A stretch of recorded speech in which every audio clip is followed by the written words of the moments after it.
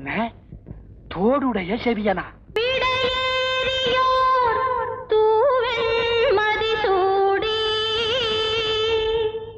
தூவெண் மதிசூடி அப்படி என்றால் சிவபெருமான் அல்லவா?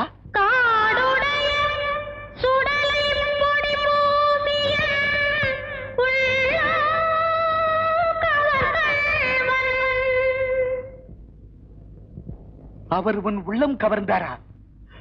சம்பந்தா, நீ அவரை பார்த்தாயா? எங்கு பார்த்தாய்? அவர் எப்படி இருந்தாரப்பா? தோடுடைய